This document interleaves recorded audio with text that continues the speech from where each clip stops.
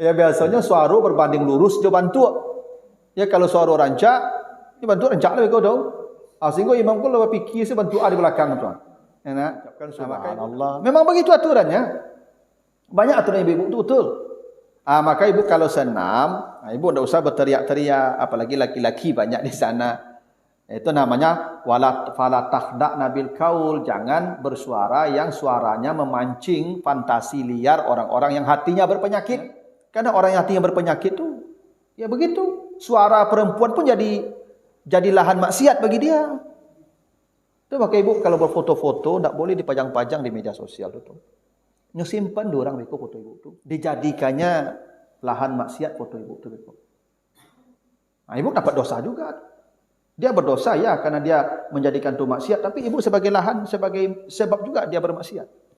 Jadi begini ibu, kesimpulannya, senam itu tidak mutlak dilarang, tapi tidak juga mutlak dibolehkan untuk ibu-ibu. Ya.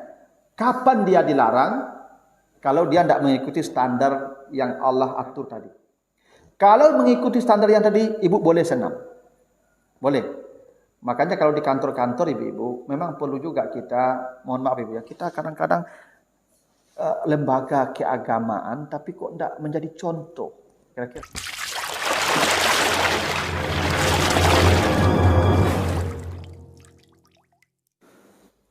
Assalamualaikum warahmatullahi wabarakatuh.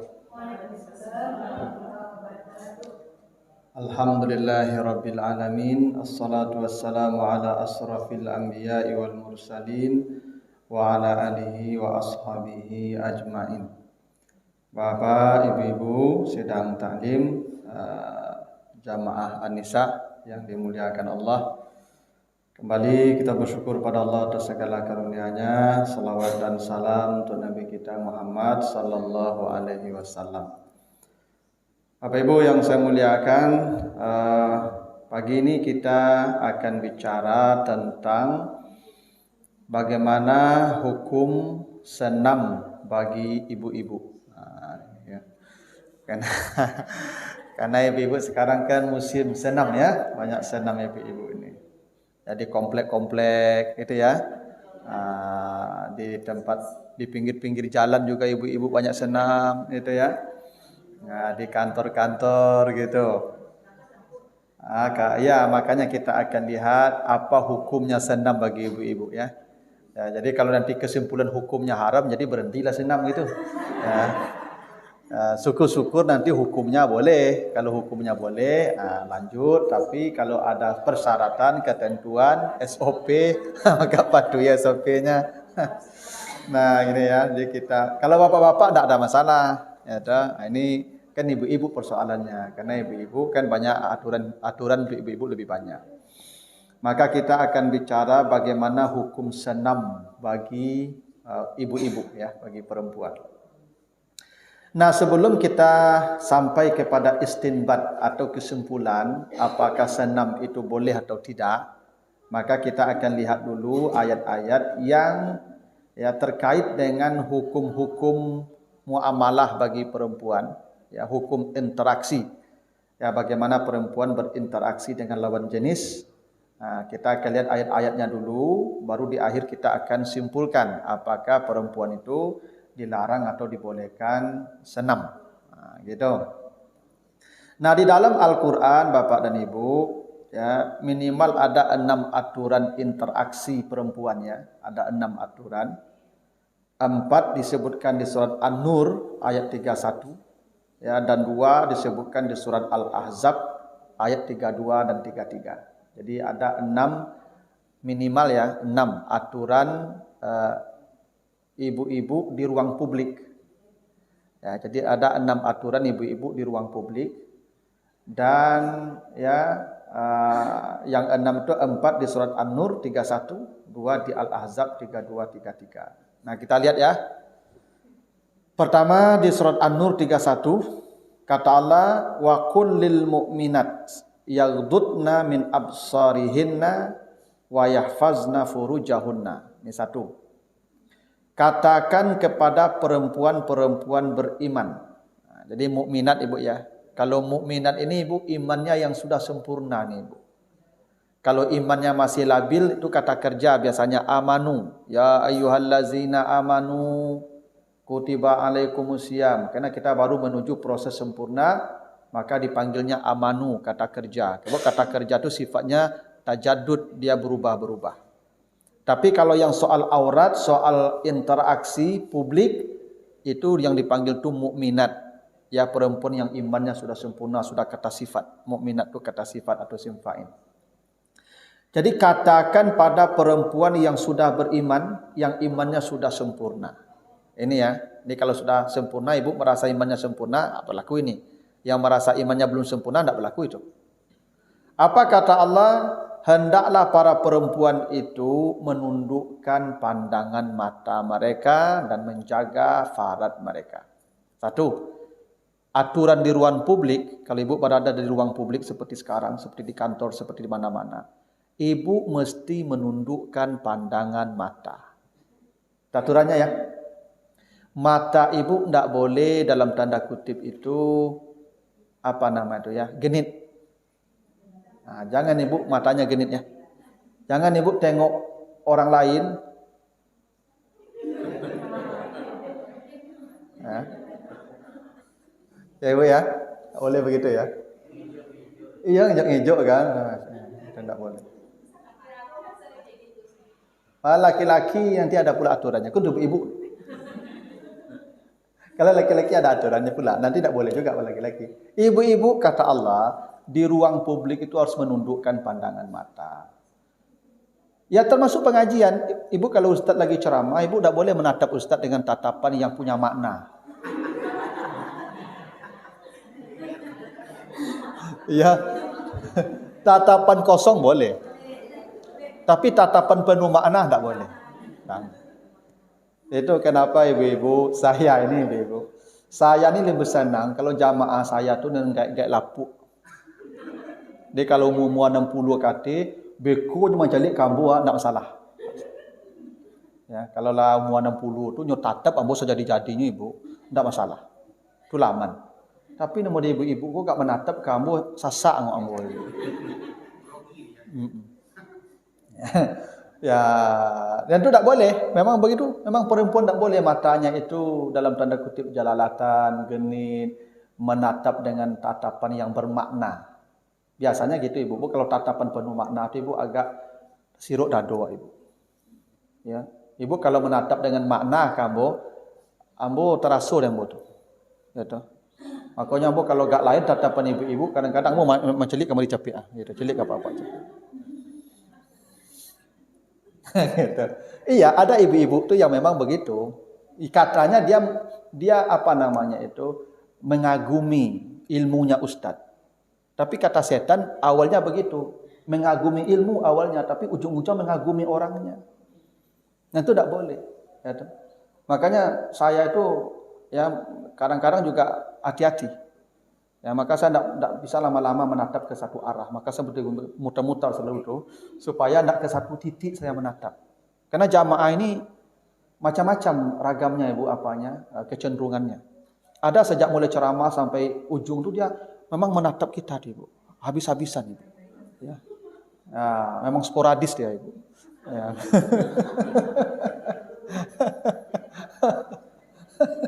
Ya, yang begitu itu susah kita nih ibu ya.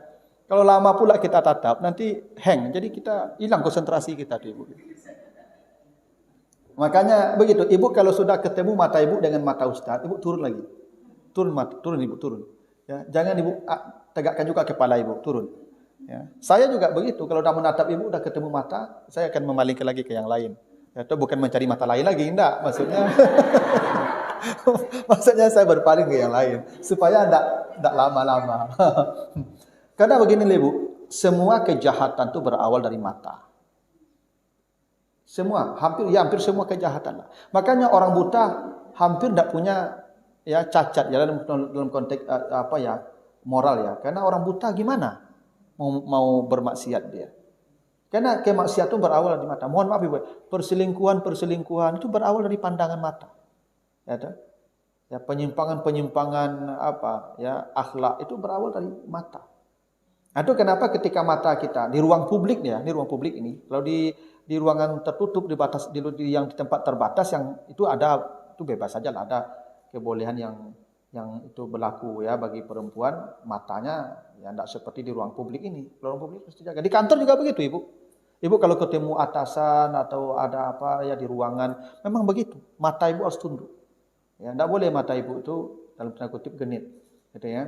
Tidak boleh. Laki-laki juga sama, sebenarnya tidak boleh juga. Tapi perempuan kata Allah, katakan pada perempuan, ya hendaklah mereka menjaga mata mereka. Ini satu ketetapan Ibu ya, mata. Dua kata Allah, wala yubdina zinatahunna illa ma zahara minha. Janganlah perempuan itu menampakkan dari perhiasannya kecuali yang boleh dan biasa tampak. Jadi ada yang boleh dan biasa, bukan biasa itu jadi boleh, enggak. Dia boleh memang biasa tampak. Apa yang boleh tampak? Perhiasan Ibu itu bukan gelang, bukan kalung Ibu ya. Perhiasan Ibu yang paling hebat itu tubuh Ibu. Perhiasan yang paling hebat itu makanya ditutupi tubuh Ibu itu. Kenapa? Itu perhiasan. Perhiasan itu tidak boleh dikadai-kadai Ibu. Yang namanya permata itu letaknya di tepi jalan Ibu, dalam box itu. Ya enggak? Ditaruh di dalam lemari itu Ibu. Tidak sembarang taruh, tidak di pinggir jalan, di lalu permata. Ibu ini permata. Ibu ini perhiasan, makanya ditutup rapat semua itu untuk menghormati Ibu sebagai perhiasan yang mahal. Kalau perhiasan murah dia seorang tepi jalan itu Ibu. Enggak. Kalau perhiasan mahal tidak semua orang bisa megangnya Ibu. Nengok aja tidak bisa.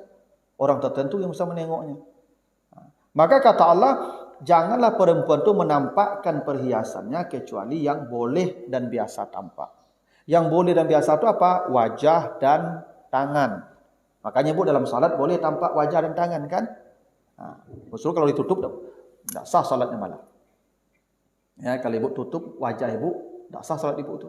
Makanya pakai masker tidak boleh salat. Itu hadis Ibnu Majah begitu. Ya. Naha Rasulullah sallallahu alaihi wasallam ayughattiyar rajulu fahu fis salat. Rasulullah melarang orang menutup mulut dalam salat. Tak boleh itu Ibu. Ya kecuali dalam darurat itu boleh. Dia penyakit misalnya menular itu boleh dalam mencegah mudarat. Tapi dalam kondisi normal dia tidak boleh pakai masker salat. Kenapa? Dilarang Nabi. Karena kata Nabi ada 7 anggota yang wajib menyentuh lantai. Yang pertama jabhah, tapi jabhah nunjuknya ke sini. Kening, tapi keningnya ke sini nunjuk Nabi ini. Untuk menunjukkan ini kena lantai. Begitu. Nah, wajah dan tangan itu boleh tampak. Ya, wajah dan tangan itu boleh tampak, itu biasa tampak. Nah, seperti sekarang tidak apa-apa, normal tampak tangan dan wajah. Itu makanya ada sahabat hendak menikah. Lalu ngadu ke Nabi, ya Rasulullah, saya sudah ketemu jodoh dan saya akan menikah. Oh ya, selamat kata Nabi. Udah dilihat calonnya? Sudah. Belum katanya. Lihat dulu, lihat. Maka datang dia lihat. Habis itu datang lagi ke Nabi. Sudah Rasulullah, sudah saya lihat. Apa yang kau lihat? Wajahnya. Lihat tangannya kata Nabi. Kenapa lihat tangannya? Karena bisa jadi wajahku menipu. Warna wajah, warna badan kadang beda. Ibu-ibu kok wajahnya, badan kadang beda warnanya Ibu. Karena ibu kok kan pakai pemutih, nah, iya toh, pakai pemutih itu. Habis saja jadi siku kinclong Ibu, tiba siku coklat. Yang ori yang di sini nih, yang asli warna Ibu yang di sini. Di sini tidak asli nih Ibu. Nah, ya supaya tidak tertipu lihat sini.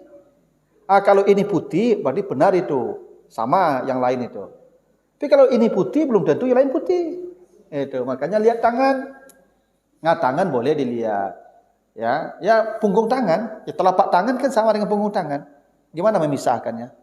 Kalau telapak tangan boleh dilihat, berarti punggung tangan boleh dilihat. Karena ini satu paket seperti 2 sisi mata uang. Gimana dilakban nih? Tidak mungkin kan?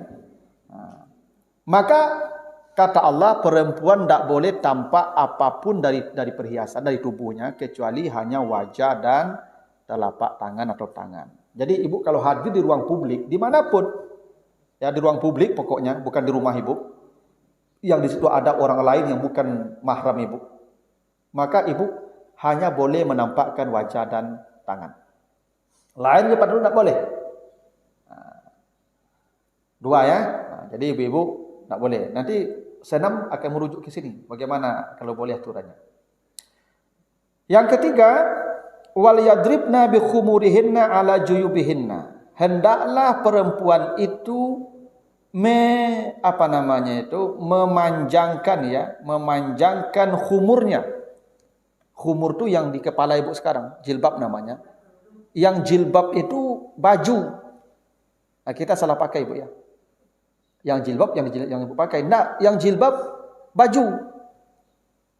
Yang ini khumur namanya, yang ibu pakai itu jilbab itu. Khumur, jamaknya khimar, jamaknya khumur. Kata Allah, hendaklah perempuan itu memanjangkan khumurnya atau jilbabnya sampai ke juyubnya.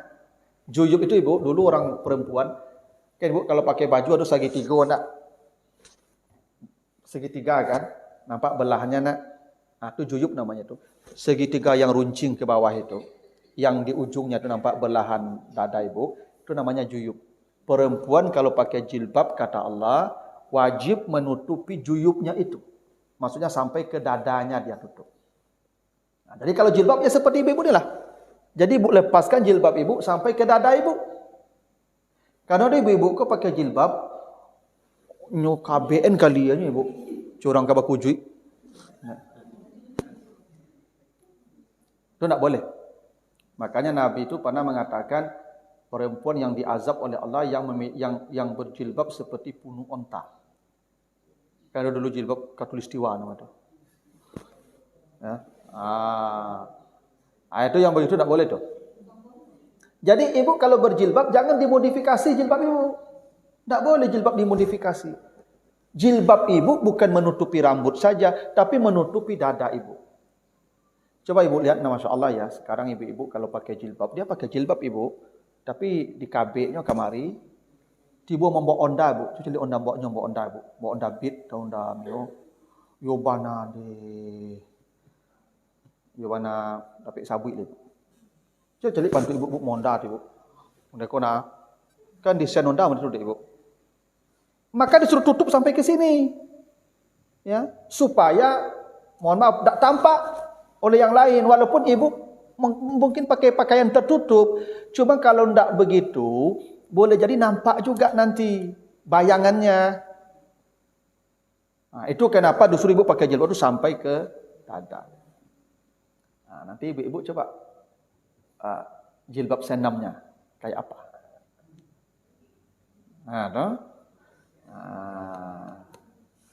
Memang ini ya sampai ini tidak boleh diubah ini walaupun dalam senam. Itu. Andai nanti dibolehkan senam, ibu tetap pakai jilbabnya begini senam. Dalam juga. Kalau di ruang publik. Kecuali nanti di indoor yang itu hanya ibu-ibu saja atau di rumah ibu dalam keluarga ibu saja, itu terserahlah. Tapi kalau di ruang publik berlaku ini ibu. Kalau ibu senam, ya, apapun aktivitas ibu kalau di luar rumah, maka ibu pakai jilbabnya harus menutupi sampai ke juyubnya. Aturan begitu, sampai ke dada. Ini ibu acok pai baralik jilbabnya modifikasi.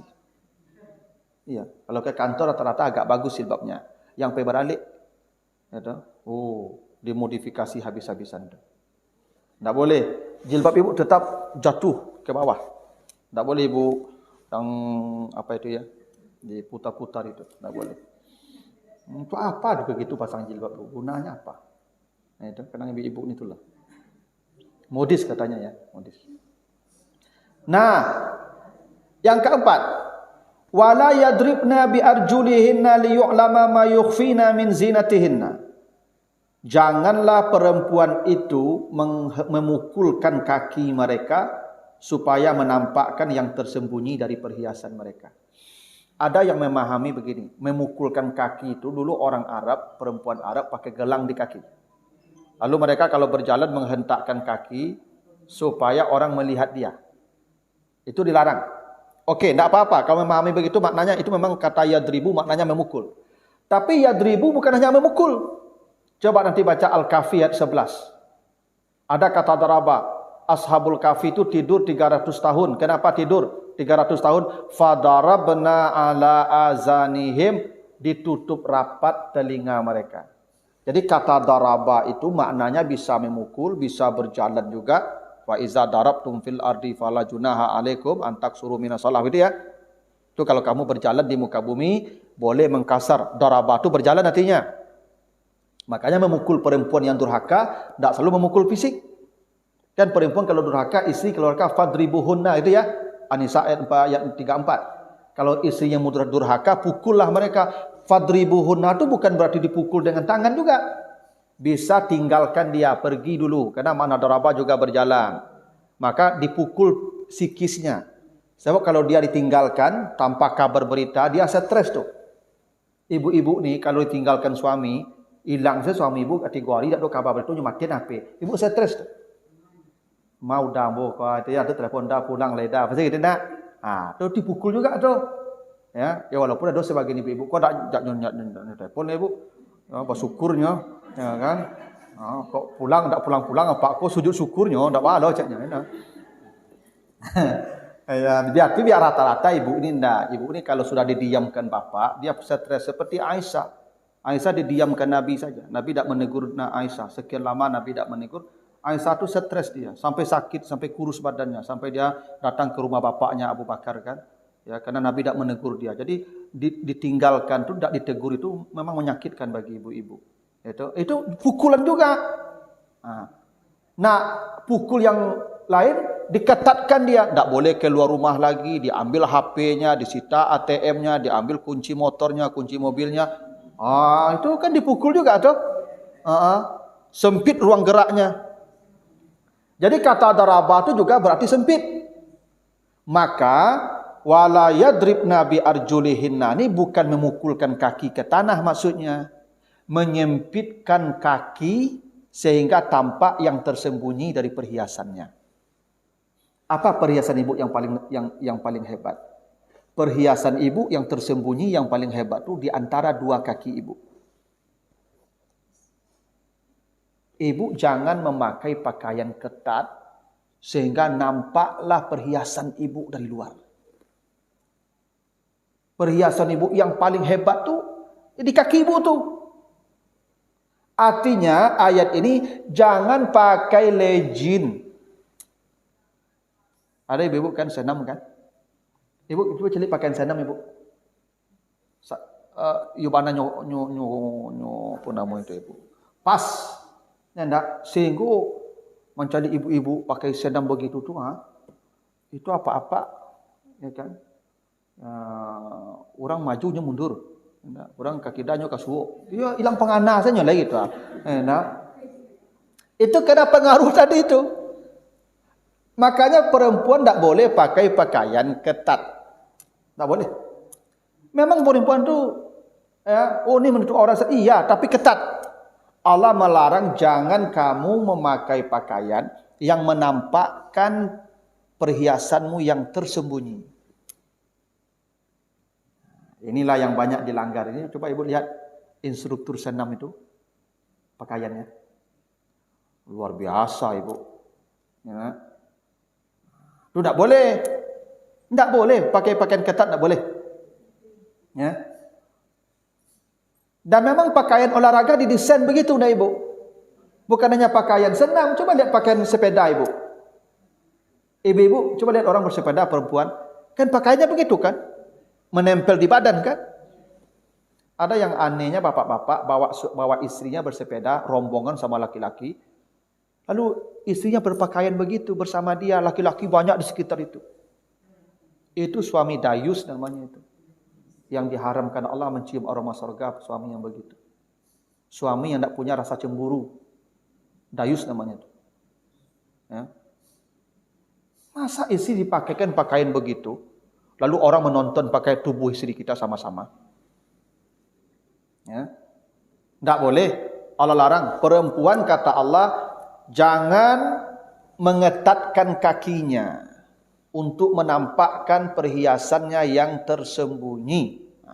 Nah, berarti ibu sudah dapat kabar tuh kalau senam, andai dibolehkan senam, pakaian, tadi jilbab, tadi mata. Ada aturannya ya. Ibu kalau dibolehkan senam, 1 mata, 2 jilbab, 3 pakaian. Contohnya begitu. Oke. Lalu di Al-Ahzab 32 kata Allah fala takhda'na bil qaul fayatma allazi fi qalbihi maradun wa qulna qaulan ma'rufa.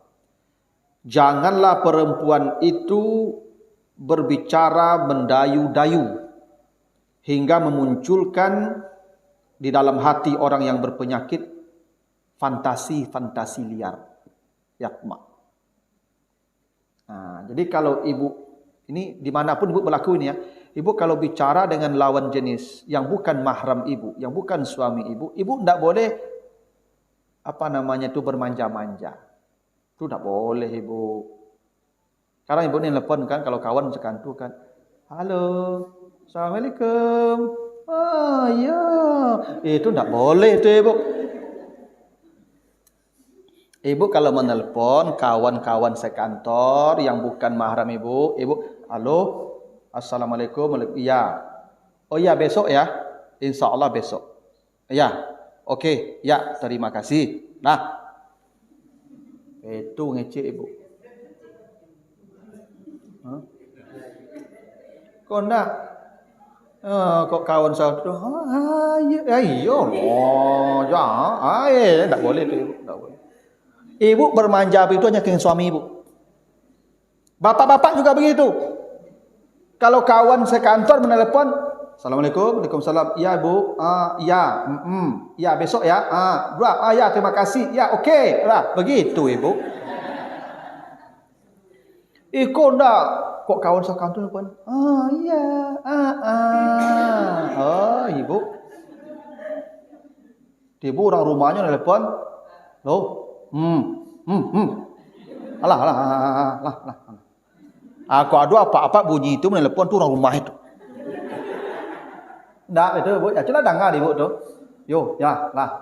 Aku citunya tu orang rumah itu. Tapi halo, atau kau sekan tu itu. Ibu ndak boleh bicara kepada yang tidak suami ibu, yang tak dengan bahasa, dengan ungkapan yang merayu, memelas, sehingga orang-orang yang hatinya berpenyakit itu muncul fantasi liarnya nanti. Begitu, memang aturannya begitu. Ya. Apalagi ibu berteriak-teriak dekat laki-laki. Cobalah, senam tu ibu. Itu bersuara enggak? Ya, yuhu, itu. Tak boleh tu ibu. Ibu kalau senam menggarik-garik saya ibu. Tak boleh adik-adik. Kok kadang-kadang ibu-ibuku suaranya senam tu paki-paki ingat. Itu jadi maksiat nanti itu ibu. Ya. Kan senam tu ubah suara lo lamanya keceknya tu. Harus dengan suara lah kan. Ayo, mana suaranya? Gitu ya. Tak boleh tu ibu. Tak boleh. Ya. Ditambah sebenarnya ibu, musik dengan nyanyian-nyanyian itu sebenarnya juga sesuatu yang ya sebaiknya dihindari. Dulu ibu SKJ, ibu tahu SD SKJ 88, 86. SKJ 88 ya. Itu kan tak balagu loh ibu. Kan musik-musik saja kan? Nya kan yang perlu kan bakaringe. Ya toh? Tumba kok kini kok kawa musik-musik bagai, kok kawa lagu-lagu, kok kawa lagu-lagu dan apa-apa entah lagunya. Ya, nah. Kalaupun begitu, ibu-ibu tetap tidak boleh bersuara. Ini kalau semuanya, kalau ada campuran laki-laki di sana. Karena suara ibu tetap harus dijaga juga di ruang publik. Itu kenapa ibu kalau imamnya salah, ibu tidak boleh menegur dengan subhanallah kan. Itu bukti suara ibu itu sebenarnya harus dijaga juga. Kalau imamnya salah, ibu tak boleh mengucapkan subhanallah. Tak boleh ibu. Because kalau begitu ibu, imamnya tambah sasek. Ya, tak? Misalnya, ya imamku salahnya ibu. Itu ibu tegur, subhanallah. Ibu. Yang dipikir imamku tidak baca tu lah ibu. Memang encen subhanallah kau. Maaf bantu agak caknya. Ya enggak. Ya biasanya suara berbanding lurus dia bantu. Ya kalau suara rancak, dia bantu rancak lah kau tahu. Sehingga imam pun lebih fikir sebantu di belakang tuan. Ya, nah, maka ibu tidak boleh mengucapkan subhanallah. Memang begitu aturannya. Banyak aturan ibu itu betul. Maka ibu kalau senam, ibu tidak usah berteriak-teriak, apalagi laki-laki banyak di sana. Itu namanya fala takhda'na bil qaul, jangan bersuara yang suaranya memancing fantasi liar orang-orang yang hatinya berpenyakit. Ya. Karena orang yang hatinya berpenyakit itu ya begitu, suara perempuan pun jadi lahan maksiat bagi dia. Itu maka ibu kalau berfoto-foto tidak boleh dipajang-pajang di media sosial itu. Nyusimpan orang itu foto ibu itu. Dijadikannya lahan maksiat foto ibu itu. Nah, ibu dapat dosa juga. Dia berdosa ya karena dia menjadikan itu maksiat, tapi ibu sebagai lahan, sebagai sebab juga dia bermaksiat. Ya, tahu? Kan ada ibu kau foto selfie kan? Nah, ada ya. Sebagai ibu kalau selfie kan panjang muncung itu. Itu simpan orang ibu foto-foto model itu tuh. Ya, nak.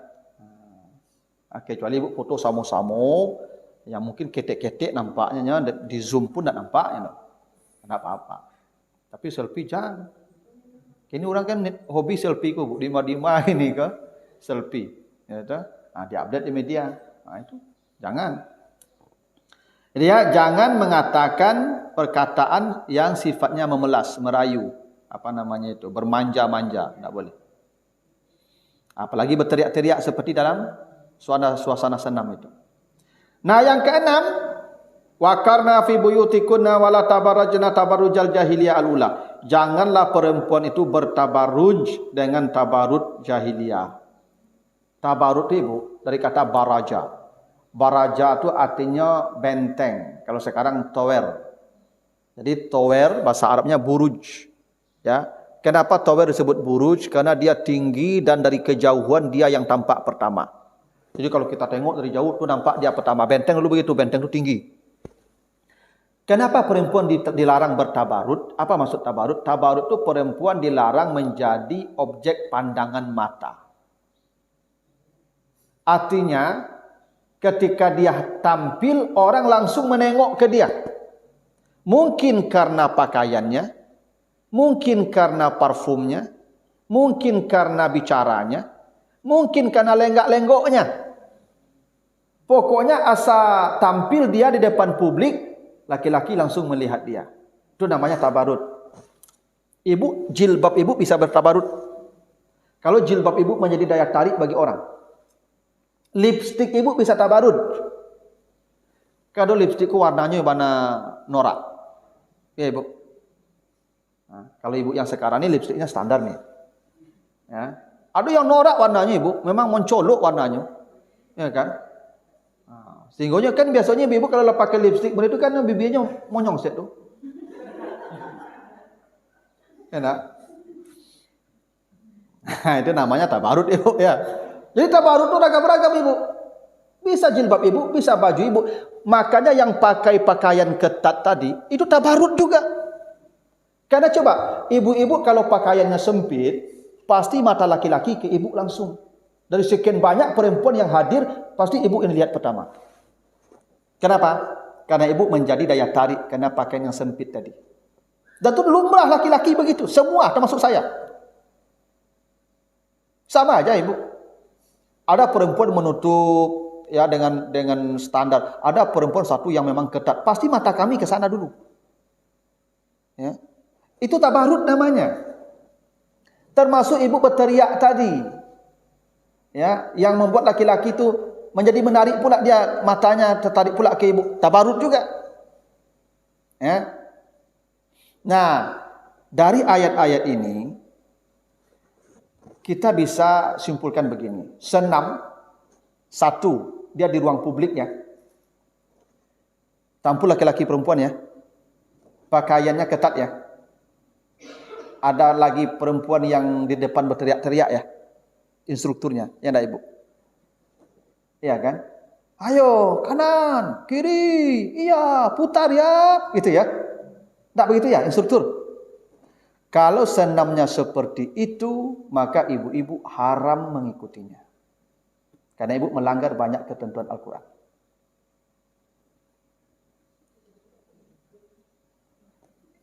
Haram senamnya ibu ya.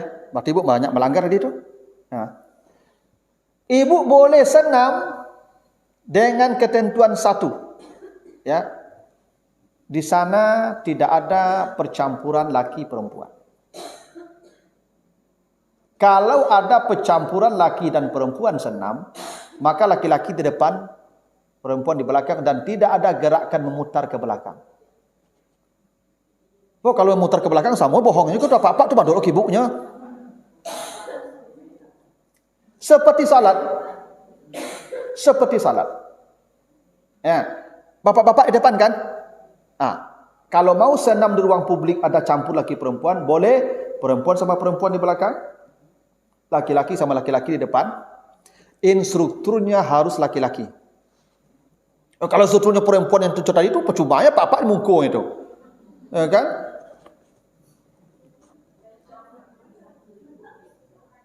Enggak.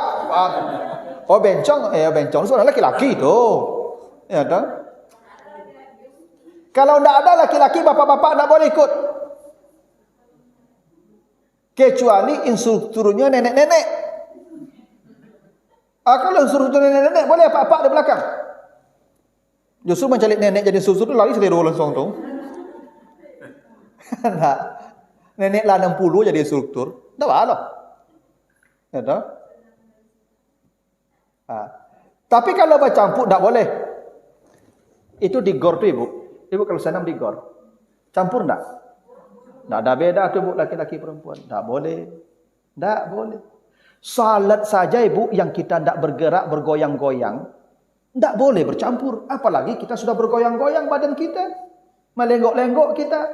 Depan kanan kiri belah orang di belakang kita enggak ada mahram, enggak ada hubungan dengan kita. Lalu melihat goyangan tubuh kita, enggak boleh. Selesai. Haram hukumnya. Kalau ibu mau senam, boleh satu.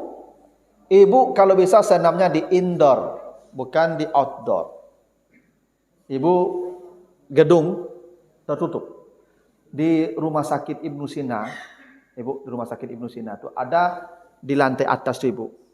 Di lantai atas itu. Di situlah ibu-ibu senam. Di puncak gedung itu. Dan ada laki-laki. Itu bagus. Bapak-bapak satu geng pula senamnya. Ibu-ibu satu kelompok pula. Kalau mau digabungkan, boleh laki-laki di depan, perempuan di belakang, dan instrukturnya laki-laki. Ini menghindari, ini jangan dianggap remeh nih. Kita mau sehat jasmani, tapi rohani kita sakiti. Kan tidak boleh begitu tuh. Lebih baik rohani kita lebih baik jasmani kita sakit daripada rohani kita yang sakit. Lebih aman. Kalau jasmani kita sakit, paling kita mati. Itu. Kalau rohani kita sakit, neraka. Tak ada mati lagi. La yamutu fiha wa la yahya. Ibu kalau rohaninya sakit masuk neraka, tak ada mati. Ibu kalau jasmani sakit, mati. Selesai. Ibu mau sehat jasmani, tapi rohani ibu sakit, ibu kotori. Kan tak baik begitu. Maunya kalau senam, tolong sampaikan di kantor nanti kalau senam, bapak-bapak di depan. Ini kalau apa-apa kok masalah tak mulu dibuka lah. Nyoka tujuh lu di belakang kok.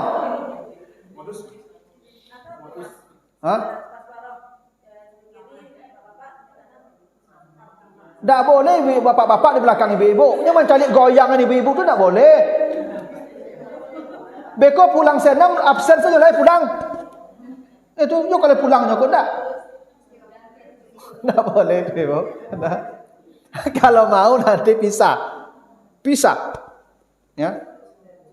Enggak boleh ibu di outdoor ini, apalagi ibu bergoyang-goyang senam itu. Ada ibu-ibu nampak saya kalau di tempat tinggal saya di Balai Gadang ibu kan banyak toko-toko bangunan di pinggir jalan ibu. Di toko bangunan kalau sore-sore ibu kan parkirnya luas. Toko bangunan kan luas parkirnya itu. Itu kalau sore-sore banyak ibu-ibu senam pinggir-pinggir jalan tuh ibu. Iya, senam di pinggir-pinggir jalan deh ibu, teriak-teriak sama-sama kan, aerobik. Itu apa-apa lewat tuh banyak marem macet deh ibu. Iya, banyak marem kendaraan deh ibu. Ambo satu loh marem ibu. Ya kalau tidak marem bukan orang beko tuh marem kendaraan ibu. Itu. Karena memang begitu. Natural aja itu.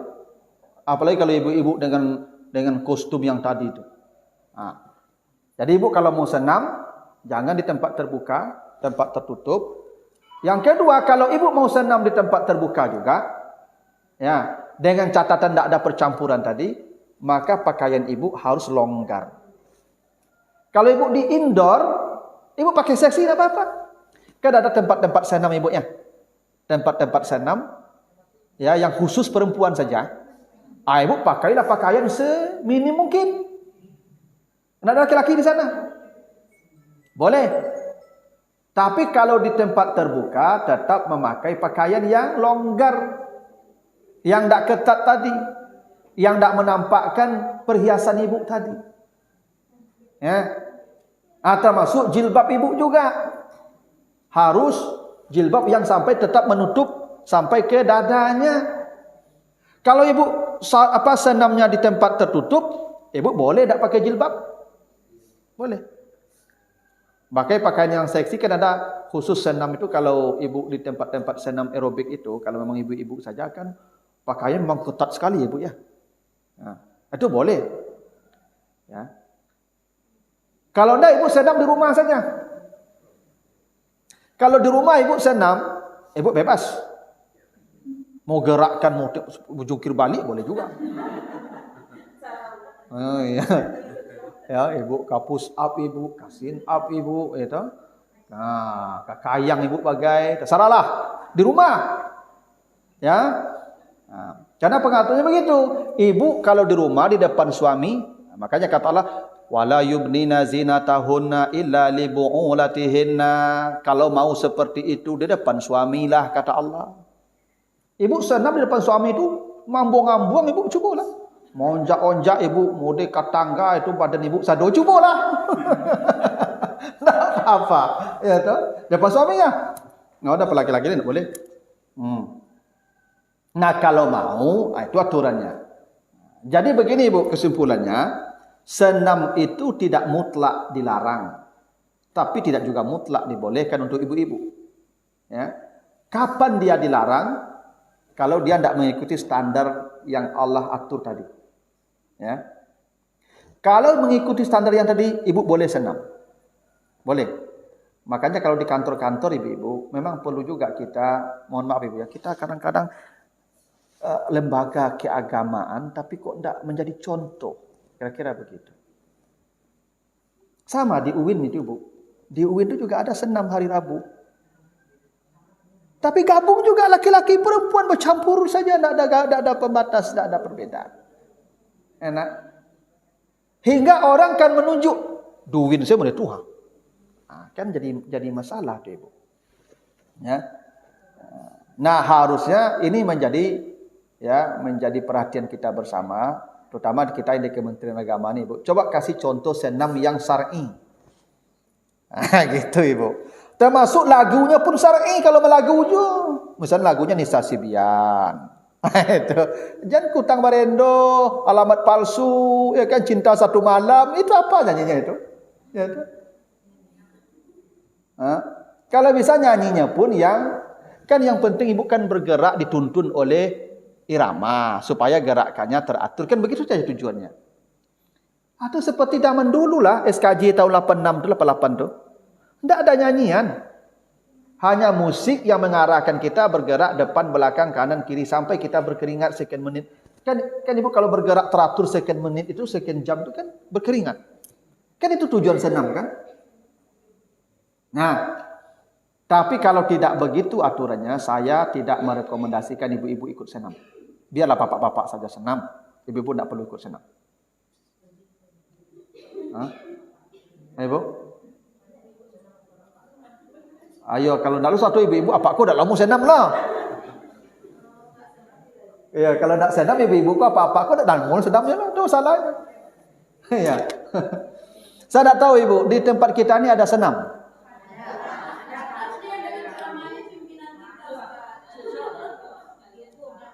Iya.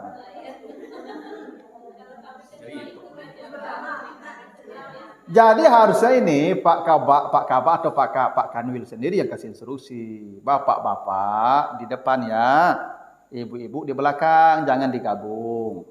Lalu kita cari instrukturnya bapak-bapak pula, atau yang di sini kita sekolahkan untuk jadi instruktur senam. Cari bapak-bapak di sini yang berbakat. Iya, bisa itu kan dipelajari saja itu gerakannya. Pertanyaan saya jadi begini, Bu.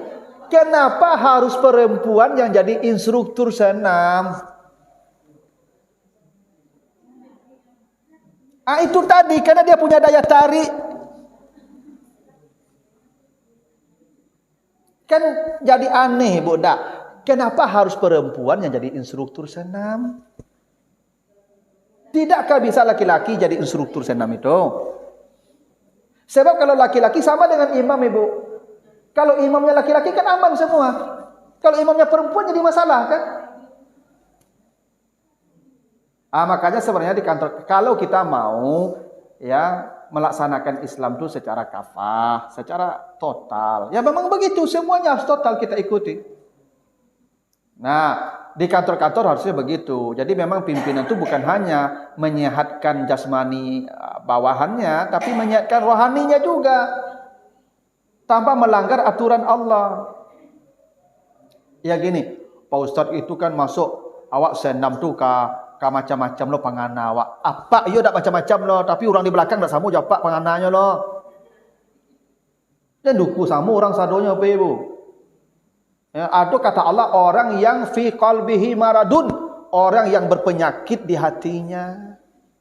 Nah, orang yang berpenyakit di hatinya ini suara perempuan pun jadi maksiat bagi dia. Jangankan goyangan perempuan. Nah, mencegah itulah Al-Qur'an turun supaya kita selamat. Gitu. Nah, nanti tolong Ibu sampaikan yang senam ya. Tolong sampaikan. Nah, termasuk bapak-bapak, mudah-mudahan ini bapak-bapak yang di kantor didengarlah semua ini suara mic ini ya. Ya. Dalam saja Ibu. Aku boleh ada apa aku boleh lihat. Ya, aku boleh dengar ada apa semua. Begitu.